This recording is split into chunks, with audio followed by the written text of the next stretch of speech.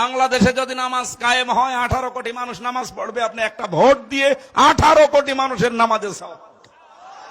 আস্তাগফিরুল্লাহ, আস্তাগফিরুল্লাহুল আযীম। যেভাবে কালমার উপরে হামলা হচ্ছে, ইসলামের উপরে হামলা হচ্ছে, এমন জামানায় পৌঁছে গিয়েছি কে আমাদেরকে ওই জায়গা থেকে টেনে আবার সঠিক দিশা দিবে আল্লাহ মালুম। বলতে লাগলাম ভাগ্য তোমাদের ভালো, হযরত ওমর ইবনুল খাত্তাব, শেরে খোদা আলী বেঁচে নেই, নয়তোবা তোমরা থাকতা, তোমাদের জিসমের কল্লা থাকতো না, ঠিক কি না? জমিনের মধ্যে কোরআনের কথা, ইসলামের কথা, সুন্নিয়তের কথা, হুজুরে পাকের আসমানি নবীর আসমানি লাজ রাখার মতো তৌফিক দান করো, আমিন।